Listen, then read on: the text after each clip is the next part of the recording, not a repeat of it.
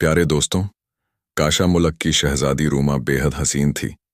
इर्द गिर्द के मुल्कों के बहुत सारे शहजादे उससे शादी करना चाहते थे, मगर रूमा को शादी के नाम से नफरत थी, इसलिए वह शादी की हामी नहीं भरती थी। एक रोज का जिक्र है कि वह अपने बा के महल में सैर कर रही थी। इसने वहां एक खूबसूरत अंगूठी पड़ी। देखी शहजादी रूमा ने वो अंगूठी उठा ली और अपनी उंगली में पहन ली। उसके साथ ही वह मकड़ी बन गई और आसमान की तरफ उड़ने लगी। बहुत ऊपर जाकर उसे एक चेल ने मुंह में दबोच लिया और दूर एक जंगल में ले गई। वह जंगल बहुत घना और खतरनाक था। इस पर भूतों का कब्जा था। इन भूतों के बादशाह का नाम डोडू था। डोडू बड़ा बदसूरत और जालिम था। इसने भी शहजादी रूमा की खूबसूरती के किस्से सुन रखे थे, इसलिए वह उससे शादी करना चाहता था। इसने चालाकी के जरिए शहजादी रूमा को अपने कब्जे में कर लिया था। शहजादी रूमा जब उसके कब्जे में आ गई तो डोडो ने उसे दोबारा शहजादी बना दिया और उसे बोला, देखो रूमा, शहजादी, मैं तुम्हें मकड़ी बनाकर यहां ले आया हूं। तुम मेरे कब्जे में हो और किसी सूरत में यहां से निकल नहीं सकती, इसलिए बेहतर यह है कि तुम मेरे साथ शादी कर लो। अगर तुम मेरे साथ शादी कर लोगी तो मैं तुम्हें 100 इंसानों की खोपड़ी का हार तोहफे के तौर पर दूंगा, और अगर नहीं मानोगी तो मैं तुम्हें भूख रख रख के मार दूंगा। यहां तुम्हें मेरे हाथों से आजाद कराने वाला कोई नहीं आएगा। शहजादी रूमा ने डूडू भूत की शक्ल देखी तो उसे कै आ गई। इसने नफरत से मुंह बनाकर कहा, खबीस भूत, तुम अगर मेरे 100 टुकड़े भी कर दोगे तो मैं तुम्हारे साथ शादी नहीं करूंगी। मैं तुम्हारे मुंह पर थूक हूं। यह कहकर शहजादी ने भूतों के बादशाह डोडू के मुंह पर थूक दिया, जिससे डोडू गुस्से में आ गए और उसने शहजादी रूमा को चमका डर बनाकर बिच्छू वाली गाड़ में कैद कर दिया। इस गाड़ के बिच्छू शहजादी रूमा को बार बार डंग मारते थे, जिससे इस बेचारी की चीखें निकल जाती थीं। वह जोर जोर से अपने माँ बाप को पुकारती थी। शहजादी रूमा का बाप कोटल बादशाह अपनी बेटी के अचानक गुम हो जाने से बड़ा परेशान था। उसकी समझ में नहीं आ रहा था कि शहजादी रूमा महल से कैसे गुम हो गई। इसने तंग आकर अपने नजूमियों को बुलाया और उनसे पूछा कि हिसाब लगाकर बताओ, मेरी लाडली शहजादी को किस बदबख्त ने गायब किया है।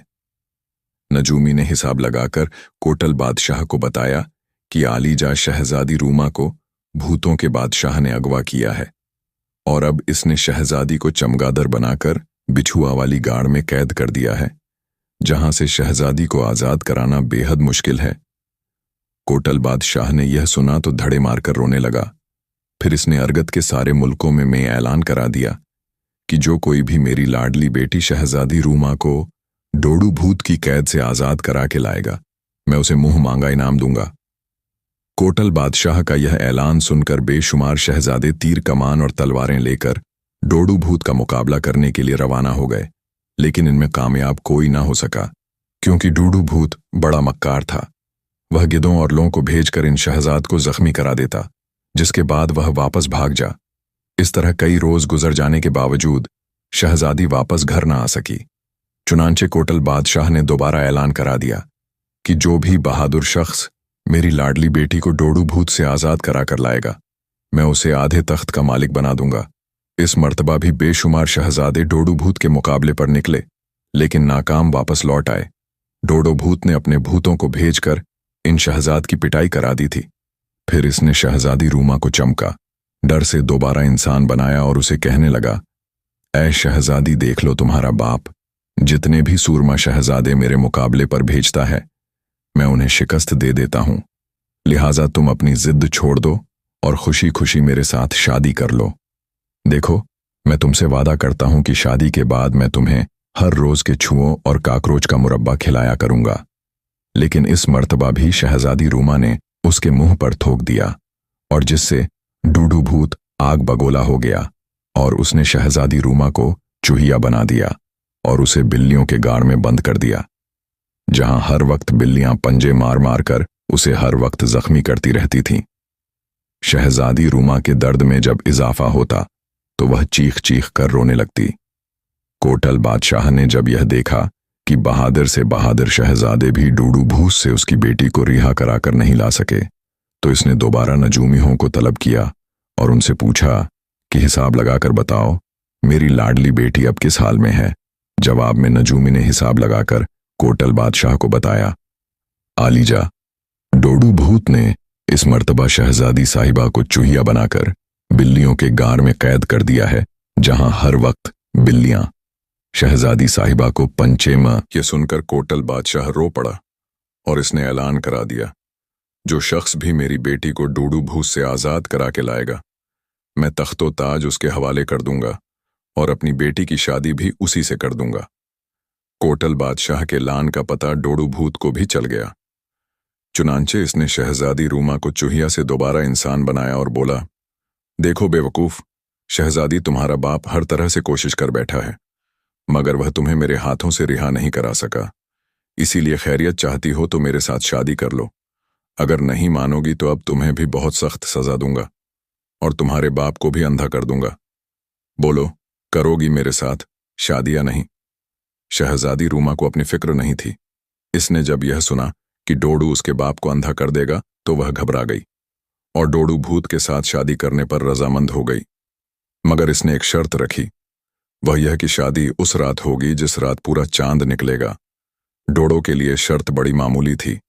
इसने जहां इतने दिन गुजारे थे वह चंद रोज और गुजारता तो उसे क्या फर्क पड़ता। चांद की छवि में 7 दिन बाकी थे। लिहाजा डोडू ने कहा, मुझे यह तुम्हारी शर्त मंजूर है उस पर। शहजादी रूमा बोली, अब जब मैं शादी पर रजामंद हो गई हूं तो तुम मुझे इंसान ही रहने देना, चमगादड़ या चूहिया मत बनाना। डोडू ने शहजादी की यह शर्त भी मान ली। इसने उसकी शक्ल तब्दील ना की, बल्कि उसे मगरमच्छ की हड्डियों से बने हुए एक महल में खुला छोड़ दिया। शहजादी रूमा मगरमच्छ की हड्डियों के बने हुए महल में जाकर कोई ऐसी तरकीब सोचने लगी जिससे वह डूडू भू से निजात हासिल कर सकती। मगरमच्छ की हड्डियों का महल बड़ा डरावना था। इसमें चारों तरफ गंदी बू फैली हुई थी, जिस पर शहजादी रूमा का दिमाग फट रहा था। आखिर वह इस भू की वजह से बेहोश होकर गिर गई। उधर कोटल बादशाह ने एक बार फिर नजूमियों को इकट्ठा किया और उनसे पूछा, अब बताओ, मेरी बेटी को डोडू भूत ने किस हाल में रखा हुआ है? नजूमियों ने हिसाब लगाकर बताया कि बादशाह सलामत, अब डोडू भूत ने शहजादी रूमा की शक्ल तब्दील नहीं की। उसने शहजादी साहिबा को मगरमच्छ की हड्डियों के बने हुए महल में रखा हुआ है, जहां शहजादी साहिबा बेहोश पड़ी हुई हैं। और ऐसा मालूम होता है शहजादी साहिबा डोडू भूत के साथ शादी करने पर रजामंद हो गई हैं। इसी वजह से डूडो ने शहजादी की शक्ल नहीं बिगाड़ी। कोटल बादशाह ने यह सुना तो मारे गम के धड़े मारकर रोने लगा और बेहोश हो गया। तभी उसके दरबार में एक सफेद दाढ़ी वाला झफ इंसान दाखिल हुआ। इस बूढ़े के साथ एक 16-17 साल का नौजवान भी था। बूढ़े ने आते ही बेहोश बादशाह पर फूंक मारी, जिससे कोटल बादशाह होश में आ गया। होश में आकर कोटल बादशाह ने अपने सामने एक बुजुर्ग को खड़ा पाया तो हैरान होकर बोला, बाबा जी, आप कौन हैं और यह जो लड़का आपके साथ है ये कौन है?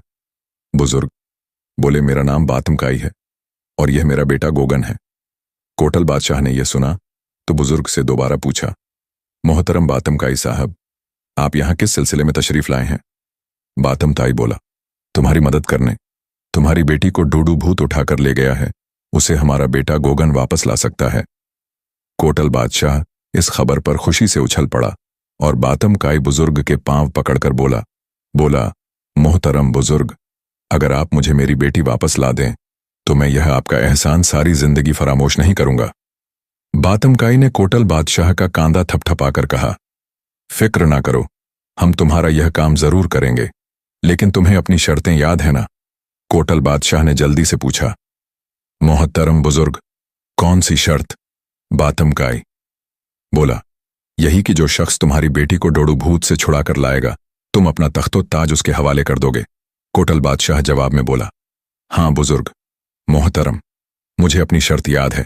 जो शख्स मेरी बेटी को वापस लाएगा मैं अपना तख्तो ताज उसके हवाले कर दूंगा।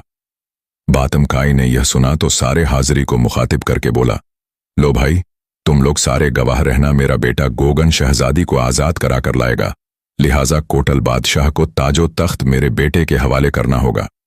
दरबारियों ने बातमकाई की बात पर सर हिलाया, जिसके बाद बातमकाई ने अपने बेटे गोगन को शहजादी रूमा को लाने के लिए भेज दिया। गोगन घोड़े पर बैठकर कोटल बादशाह के महल से रवाना हुआ और शाम तक शहजादी रूमा को लेकर आ गया। शहजादी रूमा घोड़े पर उसके पीछे बैठी हुई थी। उसकी आंखें बंद थीं और ऐसे लग रही थीं जैसे वह लाश हो। कोटल बादशाह ने अपनी बेटी को देखा तो दौड़कर उसे लिपट गया और रो रो कर उसे प्यार करने लगा।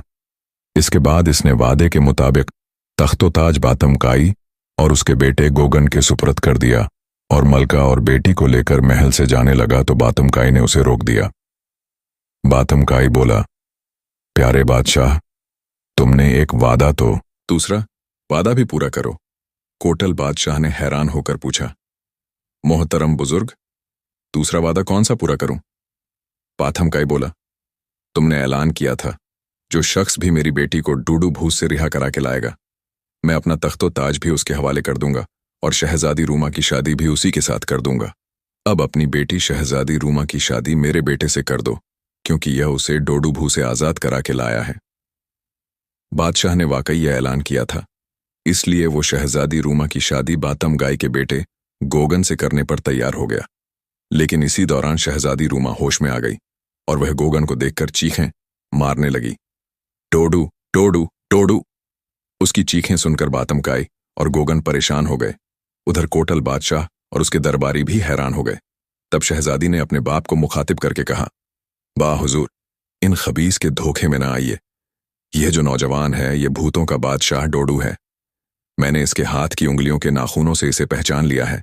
इसके नाखून नीले रंग के हैं और यह बूढ़ा इसका वजीर आजम खाखों है। ये भेस बदलकर आपको धोखा देने के लिए यहां आए हैं।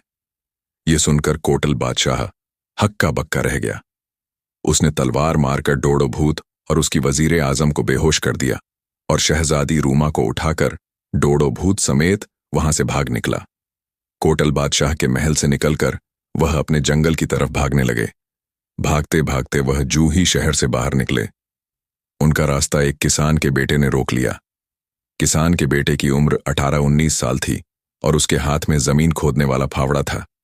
इसने उन्हें रोककर पूछा, ओए बुढ़े, ये जो लड़की तुमने उठा रखी है, ये शोर क्यों मचा रही है? सच सच बताओ, ये किसकी बेटी को अगवा करके ले जा रहे हो? किसान के बेटे का नाम शमाना था। उसकी आवाज सुनकर शहजादी रूमा ने चीख चीख कर कहा, ये भूत हैं, मुझे इनसे बचाओ। मैं कोटल बादशाह की बेटी शहजादी रूमा हूं। किसान के बेटे ने यह सुना तो फड़ा सीधा करके बूढ़े वजीर आजम पर हमलावर हुआ। बूढ़े वजीर गागरों ने जब देखा कि किसान का बेटा उसे हल्लाक करने लगा है तो उसने उस पर जादू करने की कोशिश की, लेकिन उसके जादू का शमाना पर कोई असर ना हुआ। तब वजीर ने घबराकर शहजादी रूमा को नीचे फेंका और जादू के जरिए आप भी और डोडू भूत को भी उसने छिपकली बना दिया और तेजी से लंबी घास की तरफ भागा।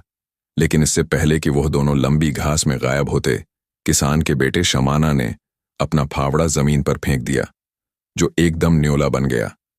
इसने 2 छलांगे मारकर दोनों छिपकलियों को दबोच लिया और खा लिया। डोडो भूत और उसके वजीर खाक के मरते ही शहजादी रूमा खुशी से उछल पड़ी और आगे बढ़कर किसान के बेटे शमाना का शुक्रिया अदा करने लगी। जनाब, आपका बहुत बहुत शुक्रिया जो आपने इन जालिमों से मेरी जान छुड़ाई। किसान का बेटा शमाना बोला, मैंने आपकी जान नहीं बचाई शहजादी साहिबा। वह सामने जो पहाड़ है उस पर एक बुजुर्ग रहते हैं, उन्होंने आपकी जान बचाई है। यह जादू का फड़ा उन्होंने ही मुझे दिया था, क्योंकि मैंने उनसे दरख्वास्त की थी कि बाबा जी मैं बहुत गरीब हूं, मेरी मदद कीजिए। उन्होंने मुझे यह फावड़ा देकर कहा था। अभी इधर से डोडो भूत और घाघरो भूत गुजरेंगे, उन्होंने कोटल बादशाह की बेटी को उठा रखा होगा। तुम इस फावड़े की मदद से उन भूतों को मार देना। उसके बाद कोटल बादशाह अपना तख्तो ताज तुम्हारे हवाले कर देगा और अपनी बेटी की शादी भी तुम्हारे साथ कर देगा। चुनाचा मैं फड़ा लेकर यहां आ गया था। शहजादी रूमा किसान के बेटे शमाना की सादगी से बड़ी मुतासिर हुई। वह उसे साथ लेकर उस पहाड़ी पर गई जिस पर फावड़े वाले बुजुर्ग रहते थे, लेकिन यह देखकर वह हैरान रह गए कि बुजुर्ग वहां से गायब हो चुके थे। फिर फावड़ा भी किसान के बेटे के हाथ से गायब हो गया। इसके बाद वह दोनों पहाड़ से उतर आए और शहर की जानिब चल दिए। महल में पहुंचकर जब शहजादी रूमा ने अपने बाप को डोडो भूत और घाघरों के बारे में बताया तो वह बहुत खुश हुआ और उसने अपनी बेटी की शादी किसान के बेटे शमाना से करके तख्तो ताज भी उनके हवाले कर दिया।